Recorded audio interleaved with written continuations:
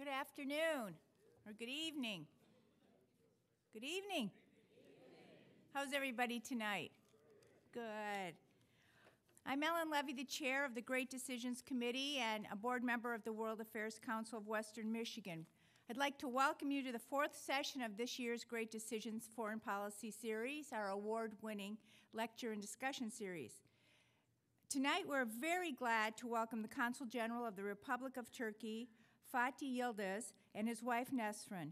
Consul General Yildiz is based in the Turkish consulate in Chicago and visits cities throughout the Midwest. We are very honored to have you here tonight with us.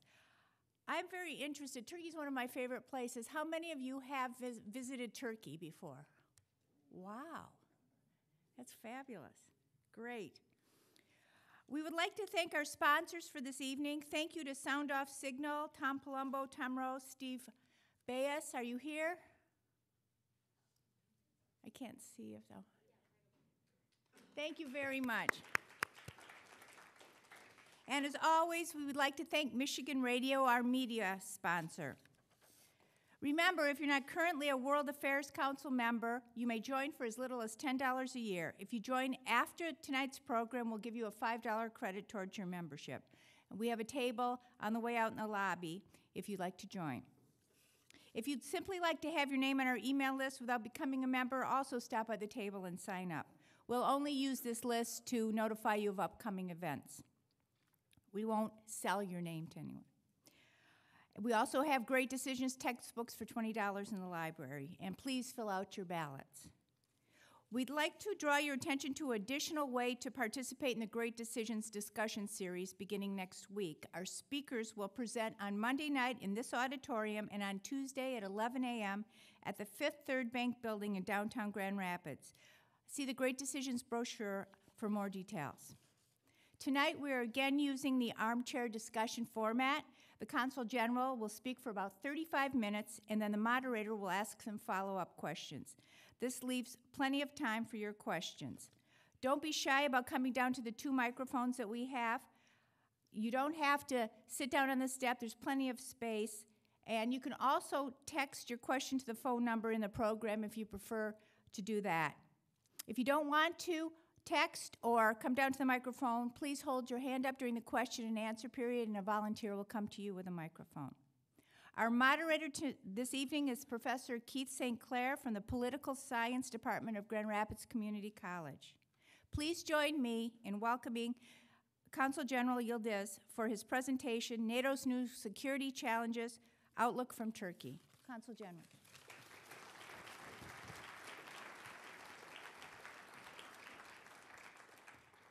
Thank you.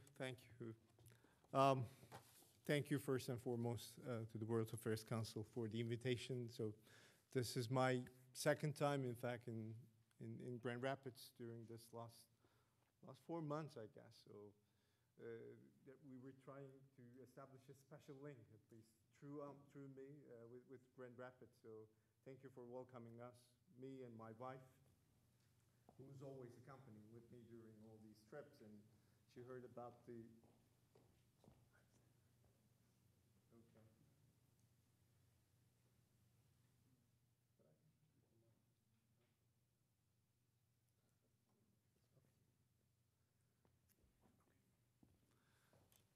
So, yeah, okay. Now, let's start from the beginning. Okay, I thank the World Affairs Council for the invitation, definitely. And for being here to you all as well, and our sponsors, Sound of Signal. Thank you again for hosting us. I talked about this special link that during those last 4 months. This is my second time now in Grand Rapids. Of course, I covered 13 states.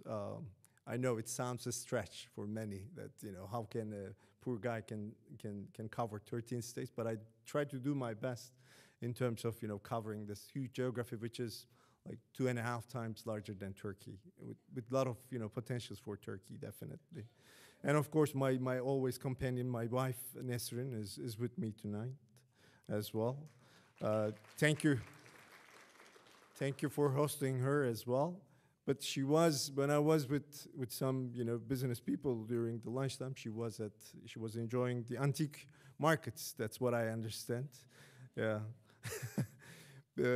I heard that, I was reading about Grand Rapids, some trivia on your website that, Grand Rapids was picked as the, fifth best place for men's health. So that's why I brought my wife with me, just to, chat with your women here, how they treat their wives, men, and how they become so healthy. So it's a great record, I should say, fifth in the States. Yes, today's topic is a very popular one. It was a popular one for me last year because I was not expecting to host the president in Chicago when I was first assigned to Chicago as a consul general.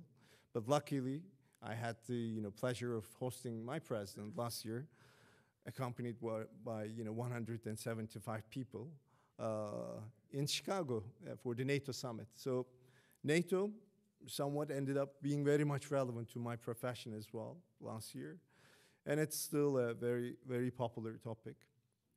So I understand that Great Decisions made a great decision by picking out of 8 topics, one of them as NATO. So I shall begin my presentation with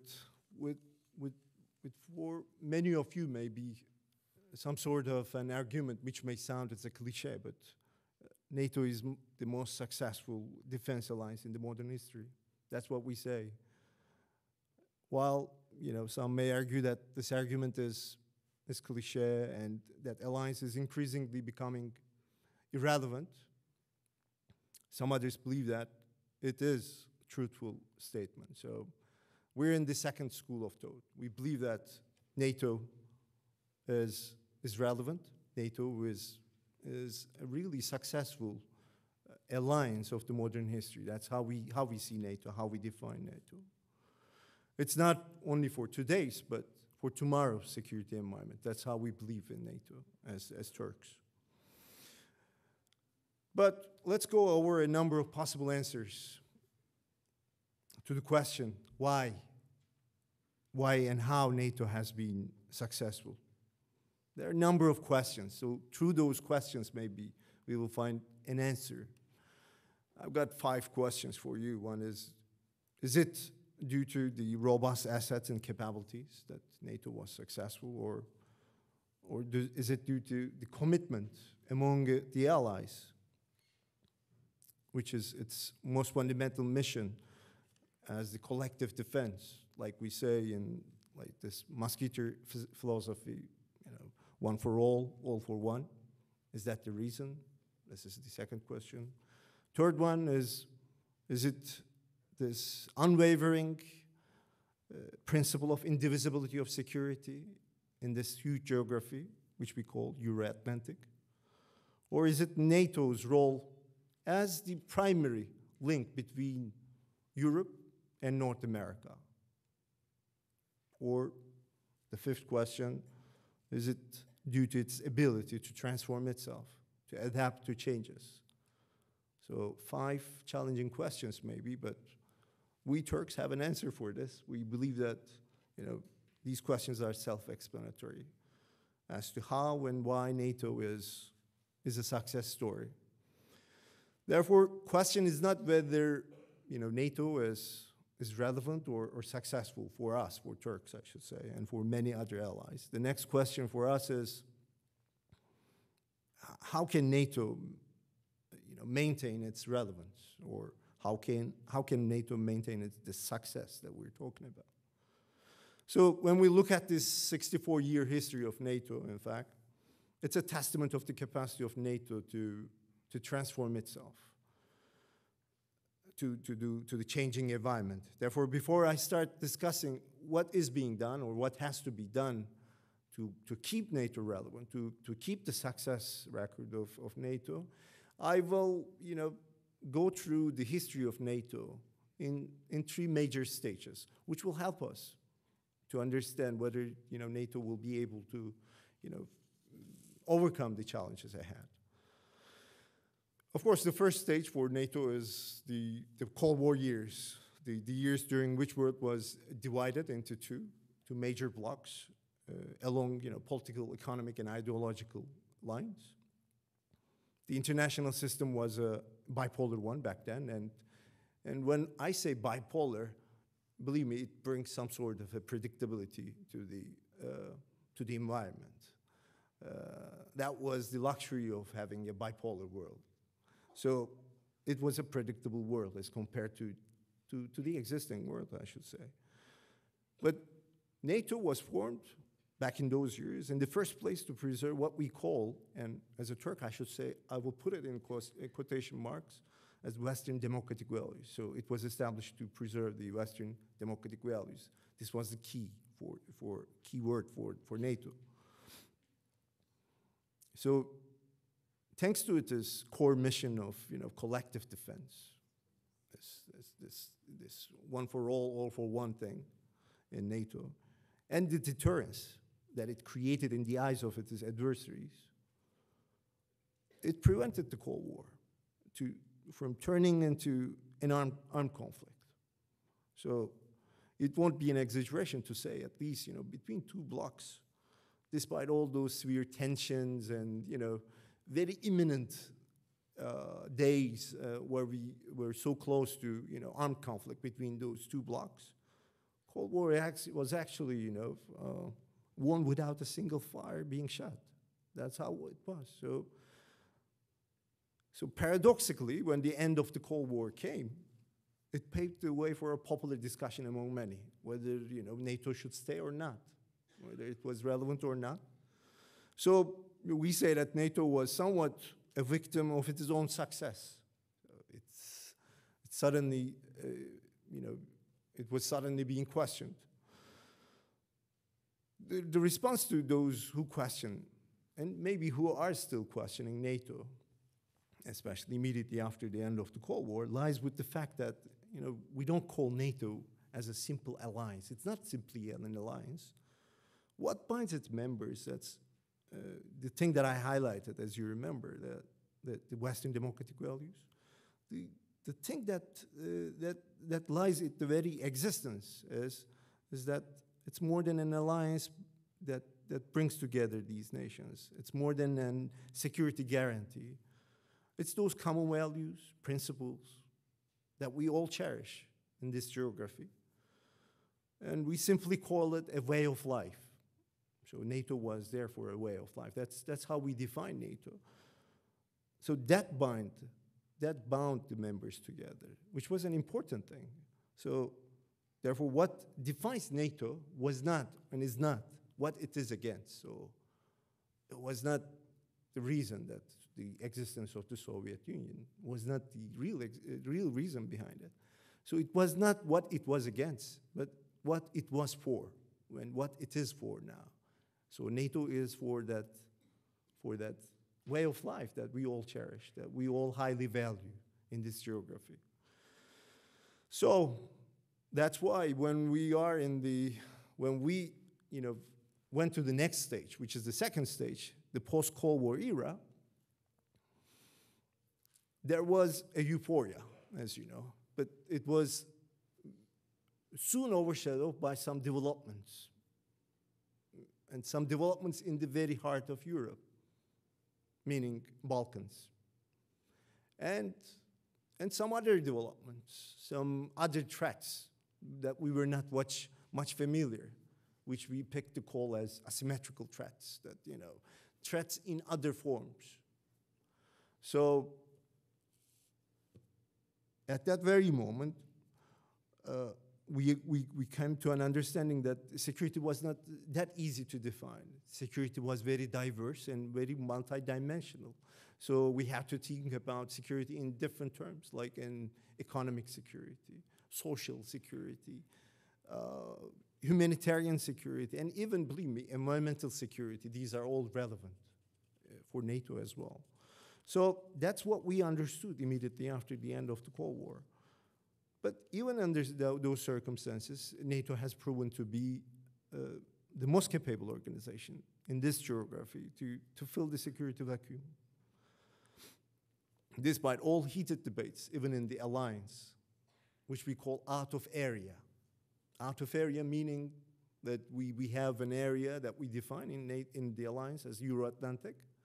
And when we speak about the Balkans, the developments there, it started to be named as out of area.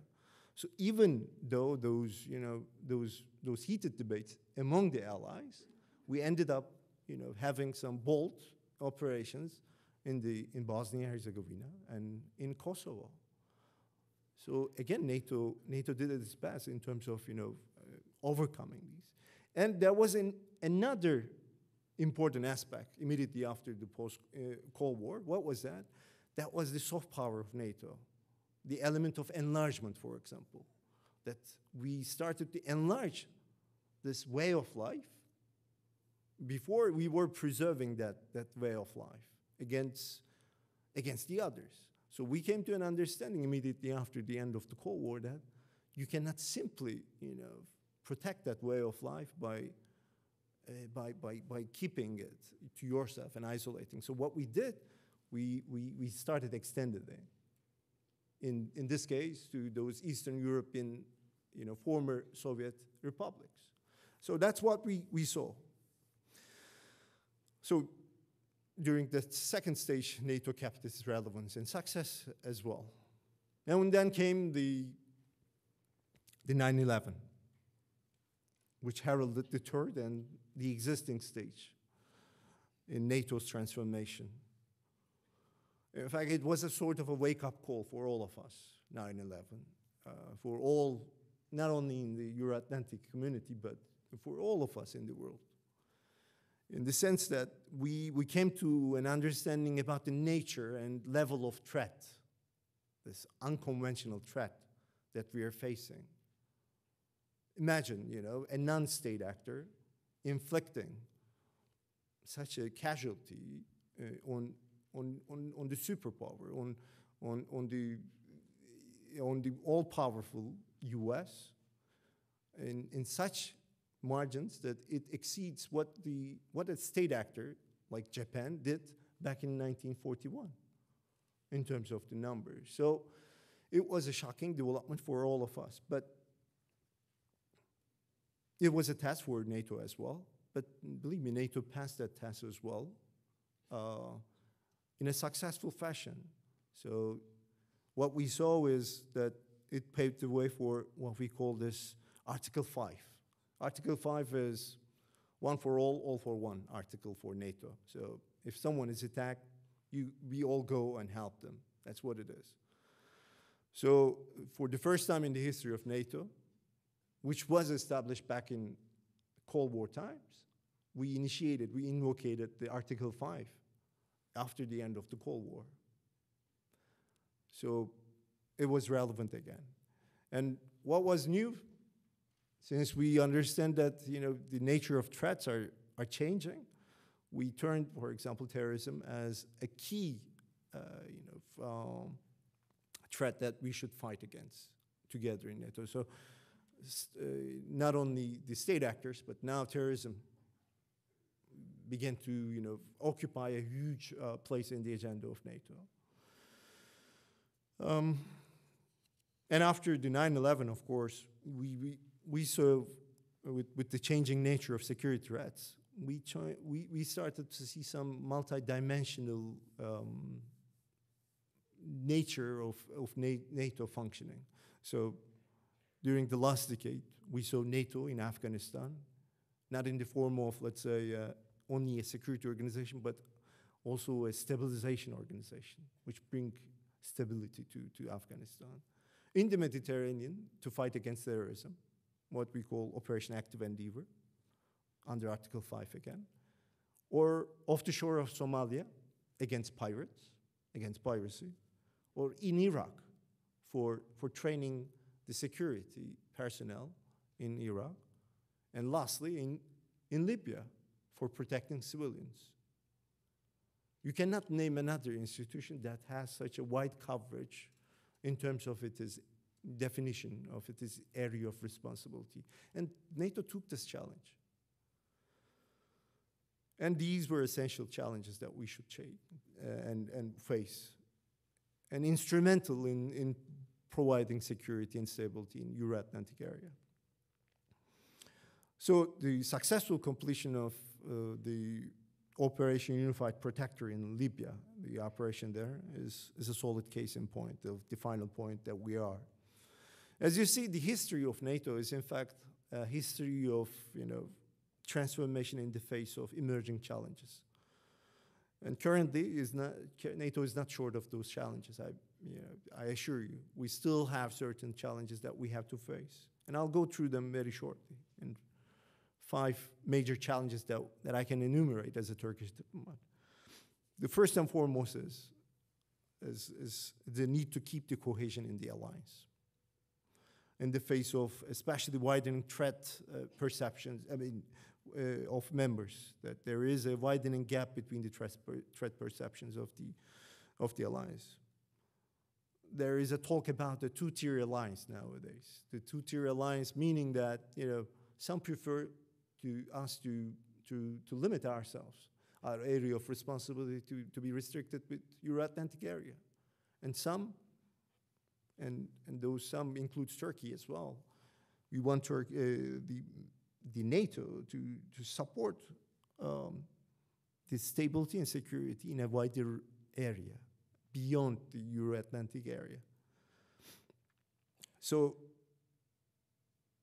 despite this 2-tier alliance that we have to hit the balance between these two sides, and which becomes more problematic, especially in a time of financial crisis, when people are talking about defense cuts, and when you have some difficult experiences like the one that you had in Afghanistan. So it's a difficult decision for NATO and its members to make, but this is a challenge. The second one is, perhaps due to the recent intense military engagement, NATO, we believe, has shifted its image from being a political military organization to more like a military organization. So we don't want NATO to turn into somewhat a military tool or a hammer for the decisions that are taken elsewhere, like in the form of UN Security Council. So we have to keep the balance here as well as a political military organization. So this is the second challenge. That's how we see it. The third challenge is when the definition of security enlarged, when it becomes multidimensional, you have to change your operations as well. Your operations has to address the multidimensional nature. Meaning, for example, in Afghanistan, you may think that we have only one NATO operation. Yes, we do, but we have 4 different types of subcategories that we do there. What we basically do, we do peacekeeping, we do post-conflict reconstruction and rehabilitation as a second mission. We do combat, and we do counterinsurgency. So 4 different tasks under one organization, which is really hard to keep.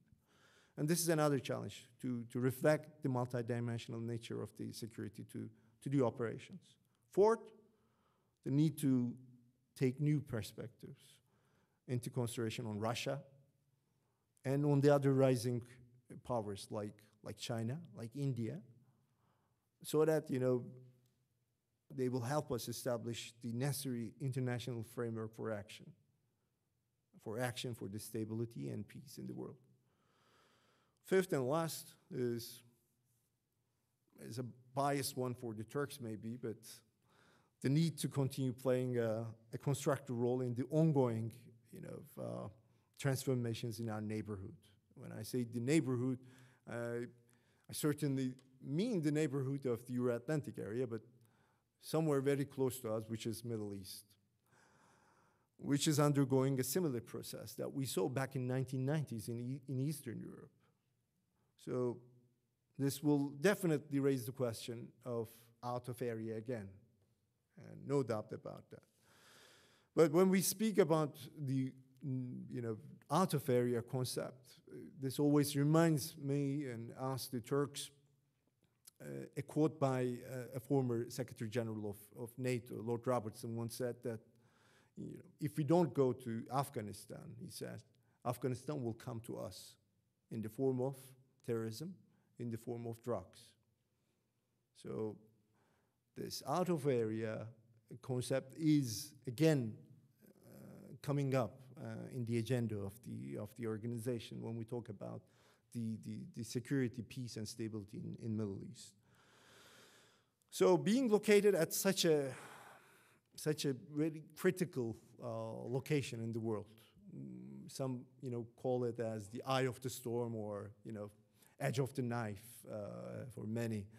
I should say that we have served within the framework of the alliance as a net contributor to the peace and security.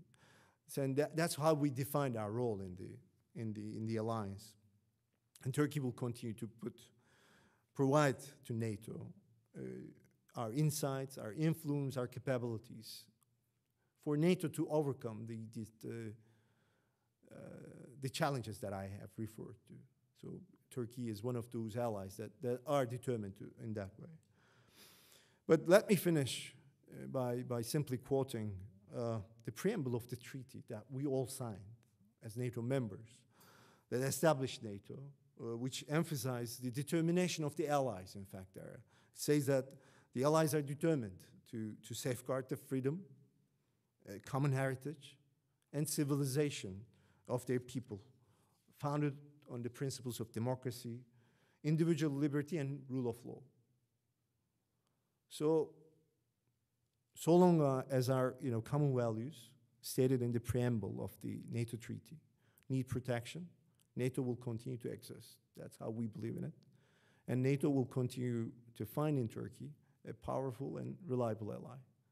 Thank you for your attention, and I'm looking forward to the Q&A session. Take care.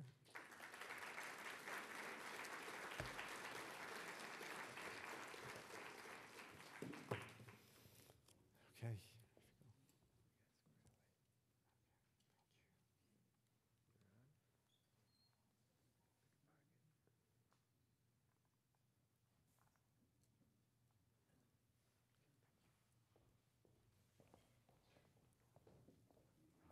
Thank you, Consul General. Thank you. It's my pleasure to participate in this part of the program where I throw some questions at you and you have a chance to respond. Yes. And then, of course, we'll throw it out to the audience where we have microphones positioned both here, and you'll be invited to come down at that time and pose your questions as well. So my first question has to do with Turkey as a member of NATO being on what I consider to be the front lines of a regional threat. And I refer to the rebellion that's going on in Syria right now. Yes. And so Syria strikes me as a very ethnically diverse country with various religious sects as well that I think are maybe feeding the problems that exist there in the realization of this rebellion. And I'm curious, do you feel that Turkey is equally a diverse country? I guess I'm particularly interested in what I hear about the Alevi of Turkey, and I'm wondering, are they similar to the Alawites of the Assad regime, or are they different? Yes. Am I on? Okay, great. Okay, yes. I mean, when it comes to comparing the diversities in that region, of course, there is no end to that in terms of the diversity. Yes, that's what we are as diverse as many others. And when you imagine that, those areas were formerly, parts of the Ottoman Empire, in fact, that's what we always say, that, we are a result. Turkey is a product of that empire. And this country is called as a country of immigrants. And we tend to call ourselves as a country of immigrants as well. Not in the sense that, our ancestors, came all the way from Atlantic or Pacific to this country, but to our country, but during the last 100 years of the empire, many different ethnic origins, Ottoman citizens, poured into Anatolia, Asia Minor, which makes, Anatolia a very diverse part of, or a diverse geography. And that's the part that I always refer to my wife here as well, that, for example, she is Georgian in origin.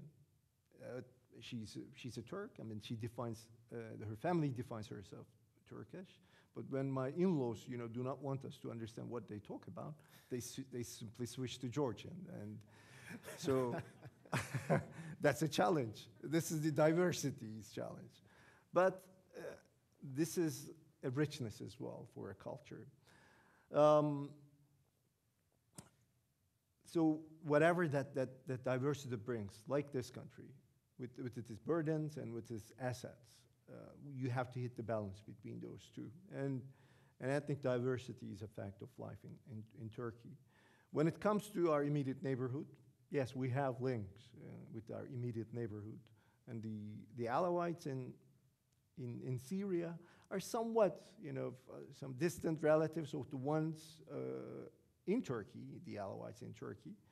But it is a different branch of Alawites that are there as compared to ours, which we call Nusayris in Turkey. But of course, they are part of the big Shia family in Middle East, which is a very delicate issue in the Middle East. The issue of conflict between sects, it's sort of a Cold War in Middle East, which we should really avoid. We don't need this in Middle East. Middle Easterns need to invest their people. So that's how we approach the Alawites there as well, and our Alawites in Turkey. Did I use the wrong term, Alavi? No. Alevi is the Turkish term. You refer, you use the Turkish term even, And they're related to the Alawites of Syria, yes, they are. but slightly different. Slightly I different, see. yes. Because the Alawites, the Assad regime, representing the Alawites, see themselves as fighting for their survival against a larger population of Sunni Muslims. Yes. There's also Christian and Druze, and the Sunnis being the more populous Sunni Arabs in Syria. Do these minorities in Syria, are we in danger of seeing ethnic cleansing and genocide? If it hasn't started already, is this what NATO needs to prepare itself for? And how do you define those terms? Yeah, we're talking about the loss of lives, loss of human lives. So there is not a threshold that we can talk about. Every day is a lost day.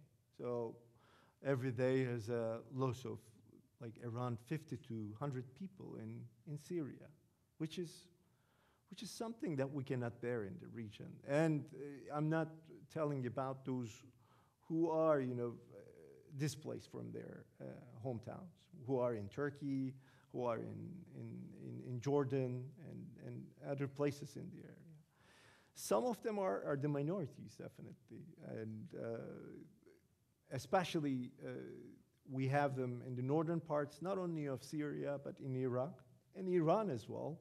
We have the Christian minorities, the non-Muslim minorities that we tend to say, who are, fleeing the country as well, and who are, ending up in Turkey again as a refuge. And they have, in fact, some distant relatives here. For example, this huge Chaldean community in Detroit, which is huge, I should say, and they have their links and they have their own concerns about their people there, about being as minorities there. So they are the most vulnerable ones because in terms of numbers, they are so minuscule, and when they leave there, there is not much of hope for them to go back, which is a hit, which is a huge blow to the multiculturalism in the region. That's how we see it.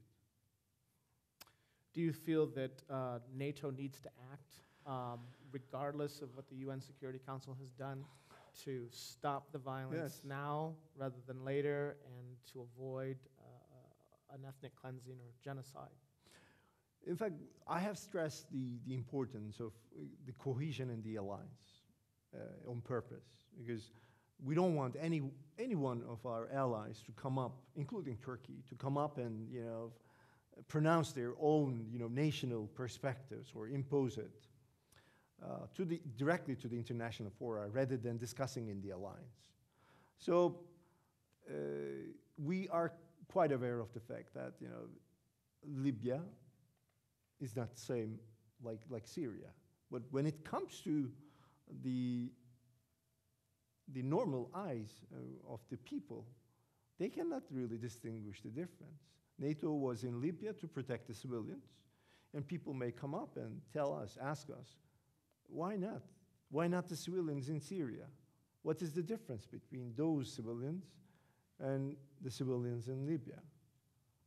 So what is the threshold for NATO to make that distinction? And is it NATO's, morally, task to make that difference between two civilians? So that's why we want to discuss it in NATO circles.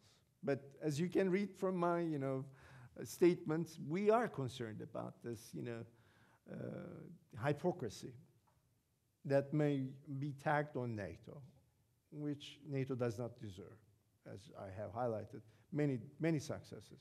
So NATO does not deserve this. That's how we see NATO. Would Turkey like to see a no-fly zone in protecting the civilians in we came up Syria?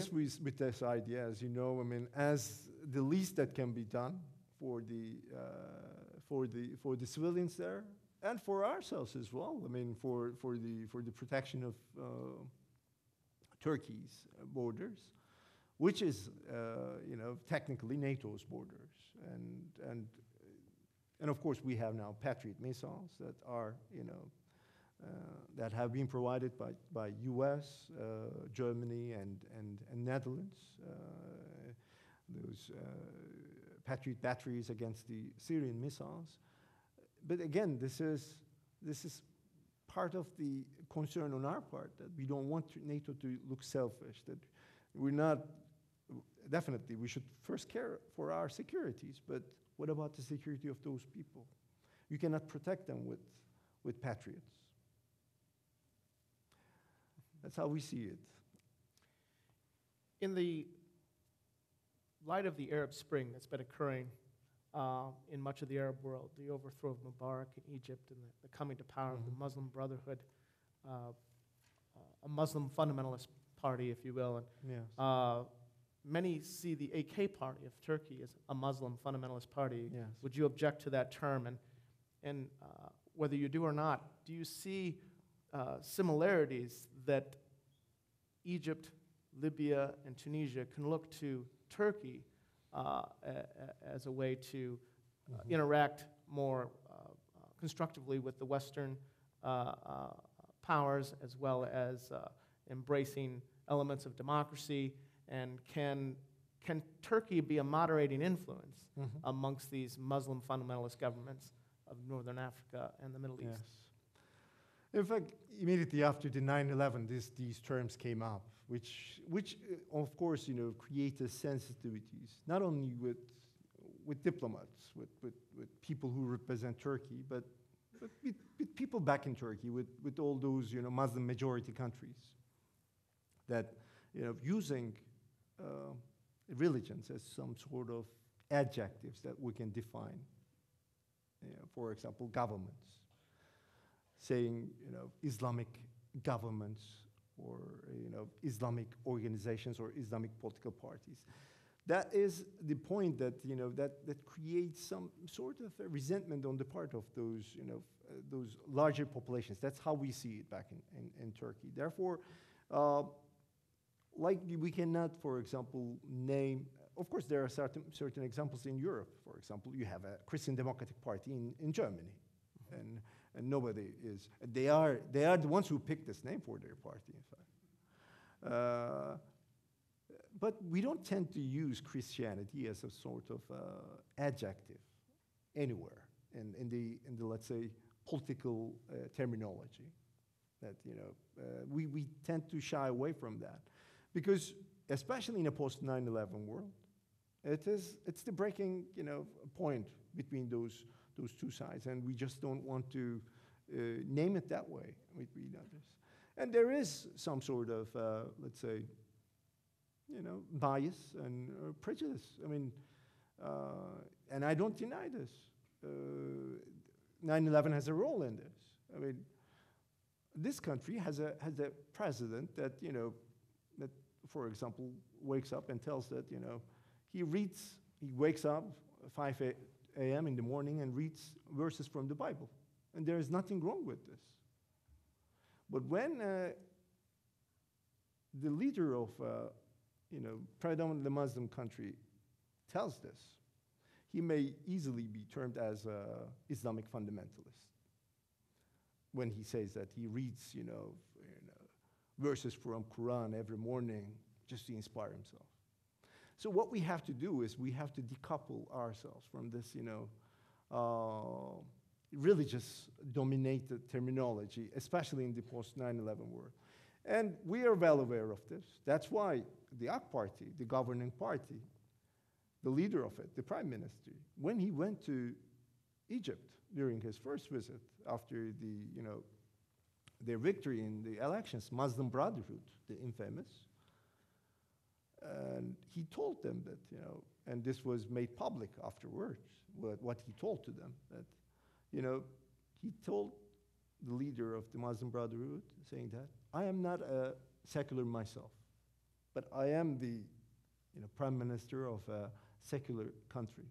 So what you have to do is, you shouldn't, you know, confuse your personal choices with the way you govern a country, with the governance. These are, you know, different, separate areas. So he hit the balance there, saying that, you know, you cannot do this to the people in Egypt.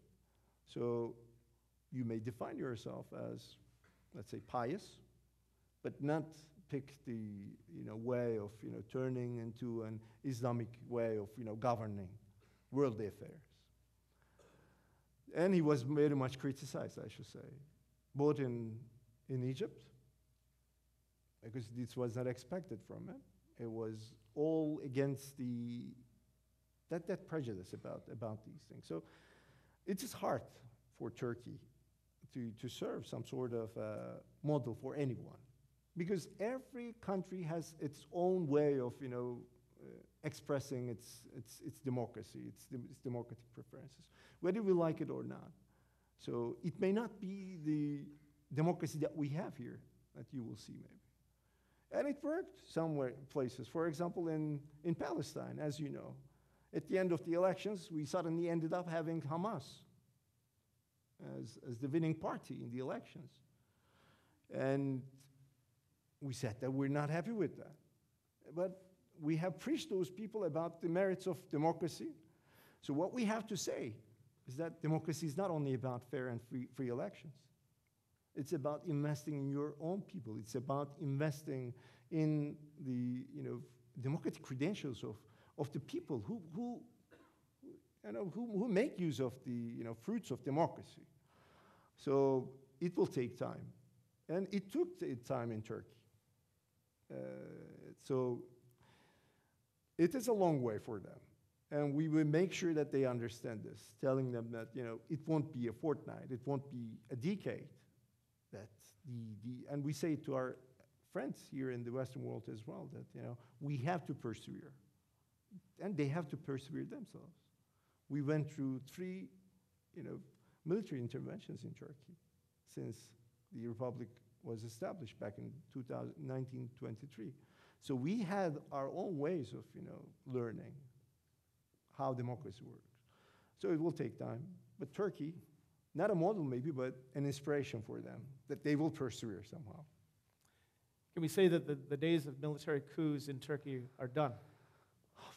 I mean, it's not only for Turkey, but for many in the world that military coups are over now. So it is at that level that the maturity that we achieved in the political organization of people. It's not only the case for Turkey, but look what happened in Egypt and other places. So it is. You know, the elections this week for president is in Cyprus. Oh, yes. What is Turkey's opinion of the results, and does Turkey view the new president of Cyprus as being conducive towards a peace agreement that might end the problems that complicate Turkey's application to the European Union?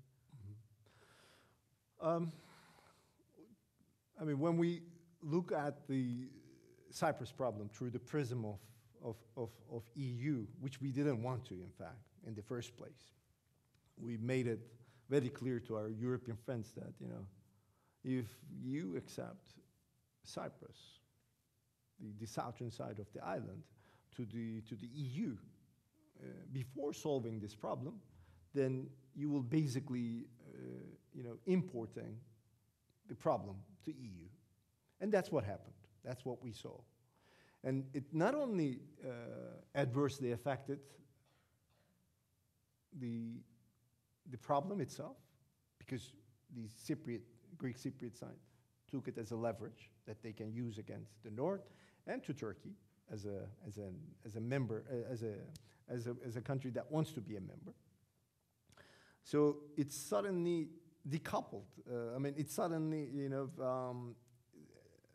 doubled the problem that we had. It's not a problem in itself, but it's a problem between EU and Turkey now. That's how it is being conveyed by many. So the recent election, yes, the party, the leader of the party who won the election made it clear during that referendum back in 2004 that they supported the plan that was submitted by the UN for unified Cyprus. For unifying Cyprus. So of course it's a very positive. It was a very positive sign back then, but we don't know yet.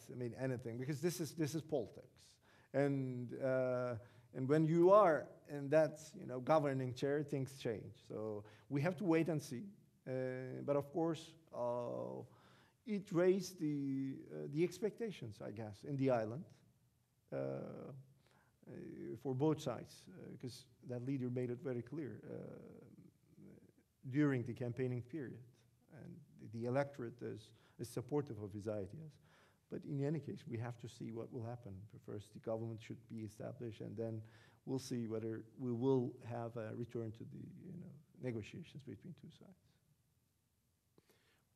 When do you think Turkey will join the European Union? And before you answer, let me just have you get your questions ready, because we're going to turn it over to the audience. So if you would come down to the microphones as he completes this question, we can get we can expand it on. Yes. When? It's beyond our thoughts, I guess. It's an answer that the Europeans will give to us, but I know that we will be, celebrating the centennial of the Republic by 2023. So even at this stage, when you look at the polls, not only on the Turkish side, the polls are disturbing.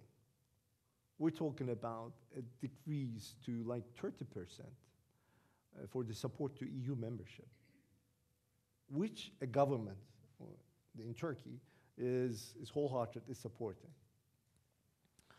So it is somewhat, doing against the will of your people. So we brought things to that stage. And when you look at the European public opinion, when you look at through the prism of all this, financial crisis that they have been through,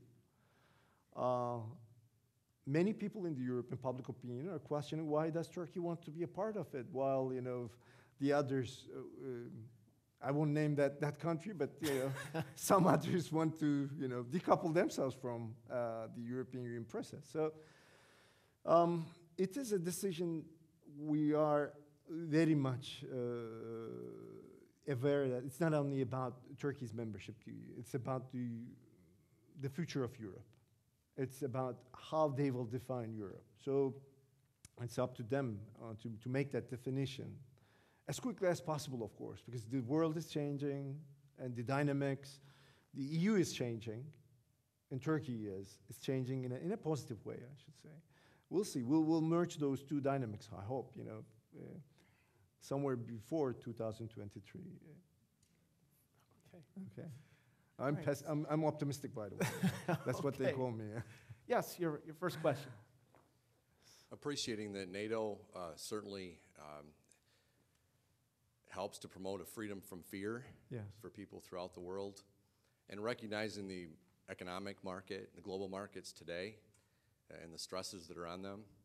Also recognizing that the United States is a major player in NATO and also in the Security Council of the UN. Do you feel that there would ever be a situation where one of those European nations would be able to rise up in place of the United States and take more of a leadership role? And if so, what scenarios would that be? I would say you wish that will happen, but this is a very, very frank answer on my side. I mean, this is part of the discussion always in NATO headquarters and among the allies. That's what we call burden sharing. Of course, you see the first signals of it because U.S. administrations, not only during the Obama administration, but during the previous administrations as well, made it clear to the European allies saying that, I have to deal with other things as well. Like you do have financial crisis, I do have my, domestic prerogatives. But we have things to take care of, as a unified group. So there is an infamous group that's called Atlanticists, that we're part of those Atlanticists. We highly value that the NATO serves as the link between Europe and North America, which makes this alliance really effective. So if we don't want the North American side of this alliance to lose face in their own domestic public opinions, we have to help them. And the way that we have to help them is we have to have our fair share and the burden of it. And that's something that we support in NATO circles. That of course, it's easy for us to say because we're the second largest army after U.S. So we do our best. But for some others, yes. I mean, the threats are multidimensional. And there are multidimensional things that every ally can do. So it's not only the military. As I've told you, there are those stabilization missions even. So you may not have even a proper army, member of NATO, but still do your part in terms of helping the stabilization part of that ally. So every ally has has a lot in their own share to do, and but if you ask me in the short term, I don't see any out for U.S. to make the leadership on it. But you have seen, let's say, engineered sort of NATO operation in Libya, which is called the leading from behind concept, which work well. But we have to approach all these things on a case-by-case basis. Yes. My question also concerns NATO and the United States. What level of involvement and influence does the United States have over NATO versus the other countries, and how do you feel about the United States being that involved through NATO over the other countries? Yeah, I mean, in fact, when you look at the origins of NATO, and when we talk about the origins of NATO, we're talking about the immediate, post-World War II period. It was the Truman Doctrine, that started all this understanding on the part of the West. That's what we call in quotation marks in the West. So, and Truman Doctrine was somehow, very much relevant to us, to Turkey and Greece as well. So NATO is started some sort of a mental continuation of this idea, the Truman Doctrine. So U.S. was at the very center of this idea. Of course, there are certain, let's say, terminologies used in the NATO circles, like during the Cold War period, which is keeping U.S. in, keeping Russia out, and keeping Germany down. That's the purpose of NATO. That's how it was, phrased in NATO circles. Believe me, that is still part of the matter. Of course, Soviets are now out, and I have highlighted. It's not out anymore. We try to embrace everyone with this way of thinking, way of life thinking. But when it comes to having U.S. in, yes, it is the major player in decision-making circles and in the way that that the alliance sets itself for the future.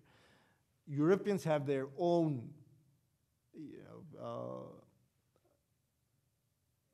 foreign and security policy, which is framed in EU, but it doesn't go much, I should say.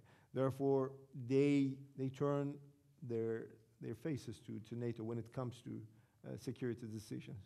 So, as like the previous question, I should say that it will be the case in the short and medium term that U.S. will be there. Thank you. Turkey plays a very unique role in the strategic location with all the conflicts that have been going on, as far as troop movement, NATO troop movement, and airspace. I wonder if you could comment on the situations where sometimes Turkey is very, I guess, friendly in allowing troop movement and flyovers, and other times maybe not so. I wonder if you could comment on that decision-making process.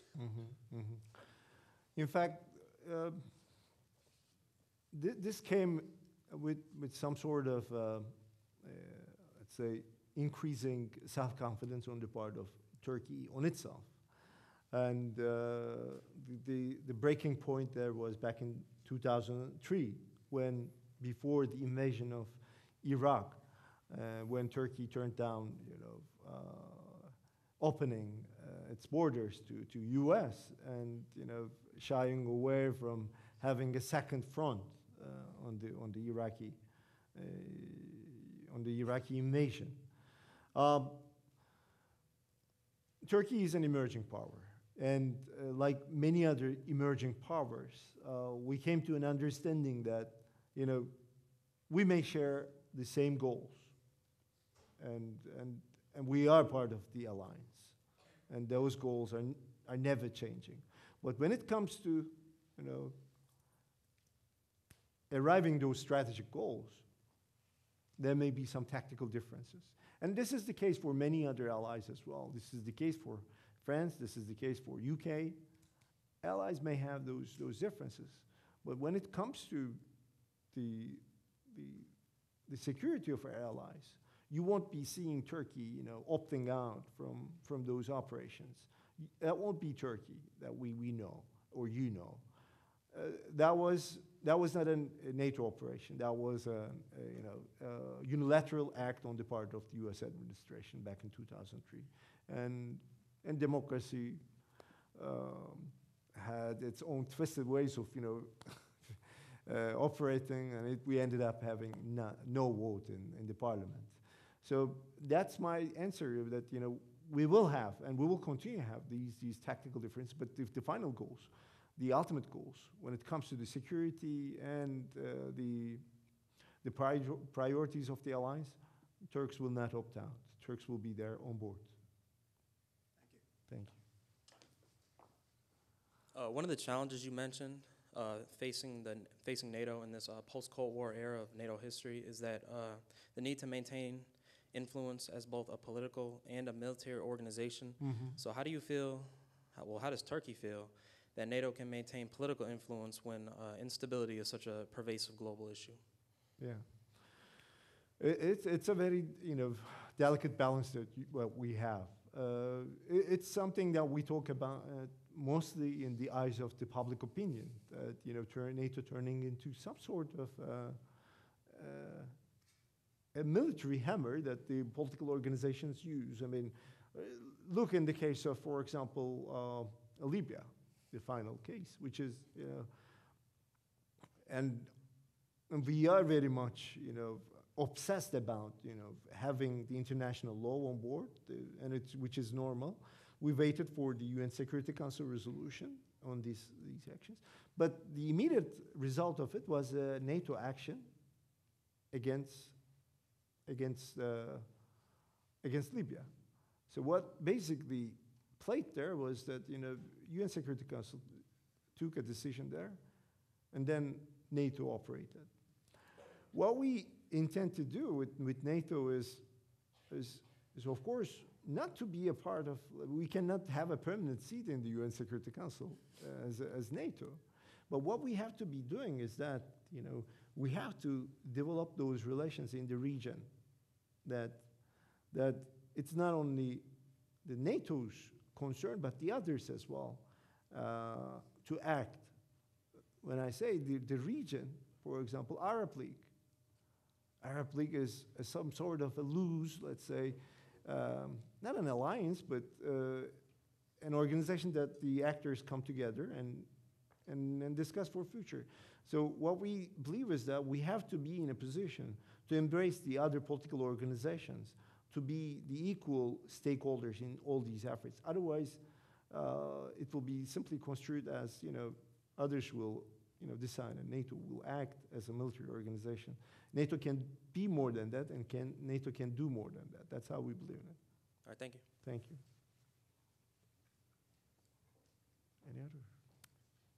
Okay. Do we have any additional questions? Well, I'm sure that the Consul General will be happy to. Okay. Sorry. Great. Could you come down to the microphone, please? Okay.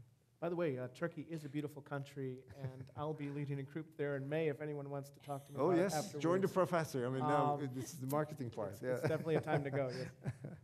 Okay, so my question is one of terminology. You said that you were against a use of inflammatory rhetoric and terminology in terms of religion.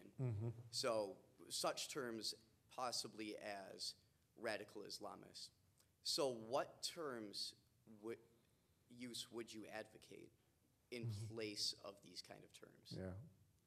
Oh yes. I mean, this is turning difficult for a diplomat to answer. In fact, this is much more of a politician's questions. But anyway, I'll answer it. It's a good question, by the way. I mean, it's something. So it will be a much more candid thing for us. Otherwise, don't raise your expectations about my answers, because one of your fellow natives here, who was the 38th president of the U.S., Gerald Ford, once said, I'm just Ford, not Lincoln, he said. So I'm just the Consul General, not the Prime Minister. So. But the Prime Minister has his own way of addressing these things, saying that when people come up with those name giving games that Islamist thing, and when he made it clear that he was not happy at all with this as well, they devised another term, which is moderate Islam. And even moderate Islam sounds as if something that Islam is inherently violent, and you're talking about moderate of that, a moderate version of it, like Islam 2.0. No, I mean, this is not the way, of course. So it's about how people define themselves, how people, describe themselves. So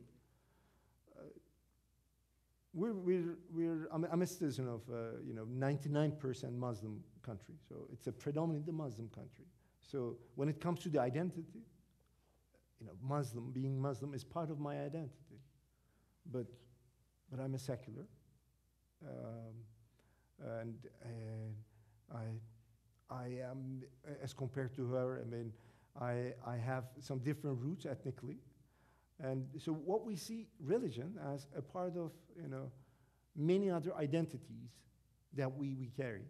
When you, highlight one aspect of your identity in terms of defining a certain group of people, that creates, I guess, the tension about this. So what we, basically say that, not to highlight the religious aspect of it at all. That's the only solution that we can find. It's like, like saying, for example, Turkey is the best example of bringing together, Islam and democracy. So, again, the same fault here that, it's like, bringing together a social aspect with democracy. Being Democrat is about being human, so it doesn't have anything to do with your religion. You can be a Buddhist, you can merge together democracy as well. I mean, so, or you can be Christian and you can merge, being a Democrat and Christian in your identity. But when you highlight this, putting aside the other religions, and highlighting the Islamic aspect of it, I guess that creates the somewhat sensitivities with the leadership and with the public opinion in Turkey. So the simplest way that I find is that not to highlight it at all. That this is somewhat, when we call those people, I have such people among the Turkish American people as well. Community here as well, and I simply call them as pious people. They're pious as compared to the others, but I don't define them like Islamic or Islamist, because there is not let's say a scale that I put how much being pious is good or bad. It's like being a bad Muslim or good Muslim. That's what it is, Being a Muslim is an identity. When you put bad in front of it, or good is the tremendous thing. When you say good Muslim, you somehow end up saying that being Muslim is bad in itself. So no name calling. That's the way that I found as a diplomat, I should say. Not a politician. If you ask it to the politicians, I mean, you may end up somewhere else, maybe. But that's that's how I define it. May I ask one follow-up question? Yes. I don't know. In the case of prominent abnormalities, Yes. where a person's religion or a religious aspect of their ideology would institute precarious situations, maybe in the case of an insurgency, then it seems like it would be necessary to operationalize terms that would include religion. Mm-hmm. So without putting it forth in such a way that one religion or one belief is inherently bad, Mm-hmm. how would you go about operationalizing that term to say Mm-hmm. that this is a prominent aspect of something that we need to address because it's part of the way that the party in question thinks and acts? No, I understand. It's a thing that we're trying to solve ourselves as well. That but what we tend to say that those people, for example, who say that they act in the name of Islam, that hitting 2 planes into 2 towers in the name of Islam, I wonder which part of Quran will preach that to them. So, but they go out and say that they do this in the name of Islam. It's just is something that we cannot find a way out of it as well. The simplest way, a normal, let's say, believer in Islam says that they don't represent Islam at all. I don't believe it. So they are sinners that they will tell you that, it's got nothing to do with religion. But I understand that, where you're coming from, but we cannot expect people to act like, let's say, politicians or diplomats or philosophers or social scientists. People tend to think in very simple terms. So they simply associate that terrorist with the religion, because he says so. He comes up with the claim saying that I represent Islam, and make that association directly with the other Muslims, and which will be much more dangerous, creating those stereotypes about Muslims. And we have, come to the understanding of Islamophobia after 9/11. That was not such a term before, like Islamophobia. But these are these terminologies. I agree that, but when it comes to the public media, and yeah, I don't want to get into the academic things, because academicians are the much more sterilized ones when it comes to these issues. But when it comes to the public media, they have a huge responsibility there, I guess. That's how I see it. When, for example, open CNN and the anchorman is talking about something about that region, you see some gunmen with snow masks, training, shooting things, and at the background with a video, and it's just making this association in the eyes of the people. That while the anchorman talks about religion and Islam, and those men with the snow masks, shooting at the targets under training. So it's somewhat, conveying this image to the people, which is dangerous. That's why, I highly caution that, I never use those terms, and when it is being raised, that's why I react that way. But it's a friendly, advice on our part. That's how it is being, perceived in our communities as well. But thank you for this question. Yeah, thank you. It's an interesting issue, I know. We have one last, I think Amy's received a text. Yes, this is a question from the audience. The question about, does NATO need to pay more attention to out-of-area threats, given the porous borders, lots of people moving around, and internet access? When it comes to the out-of-area concept, it came up immediately after the end of the Cold War, of course, the out-of-area concept. The other issues, that the transboundary nature of those threats came up at the very same moment as well, immediately after the end of the Cold War. So these are two, in fact, issues that somehow, two dimensions of the post-Cold War era, that, the nature of the transboundary, transboundary nature of the new threats that the Euro-Atlantic is under, and the out-of-area concept. But when it comes to he said, internet access and all these things, it's a fact of life that,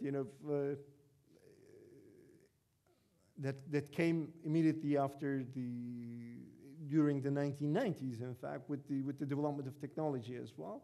This area is part of that asymmetrical threats that we're facing, for example. That's why we came up with the new concept of cyber security, for example. And no one is immune from that, including US or the NATOs, all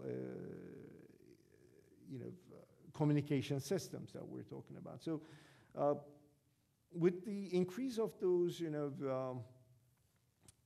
the nature of those, threats that are asymmetrical, we have to find and devise ways to address them, and cybersecurity is one of those aspects.